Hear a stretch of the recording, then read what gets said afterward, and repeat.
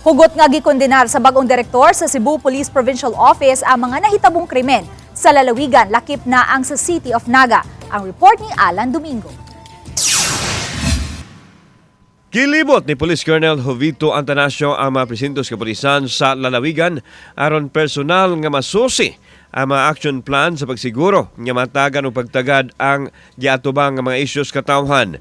Gusto ni Antanasio nga maabot dayon sa mga tao ang mga pulis sa panahon nga kinahanglanon ang serbisyo nila.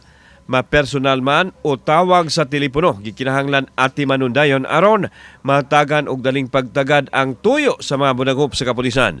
Sa ingon ini mabatyagan sa mga tao nga bukas ang mga pulis sa pag-abag sa katawhan. Sa ingon mapugnan ang mga daotang panghitabo nga naglambigit sa dili pagsinabtanay sa pamilya. Ako gigitagaan na importansya kani mga panghitabo kanato nga nakaapekto sa sa mga komunidad ba sa pagtan-aw nila. So kaning dapit ngayon dito ko gikan kanina sa Naga. Apil sa gipapahugtan ni Antanasio sa pagmonitor ang kalihukan sa mga nalambigit sa iligal nga drugas. Makigalayon sila sa mga lokal nga kamahanan subay usab sa programa sa provincial government.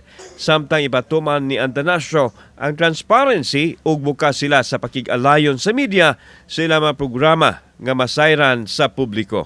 Ako ginapaabot yung approaches ko to policing is the try and by rate approach to policing nga ang LGU namo sila gid mamuno kami nga magmugna gid kami pamaagi ko sa kooperasyon, collaboration sa atong komunidad kasi sila yung client namo, kamo ang client namo.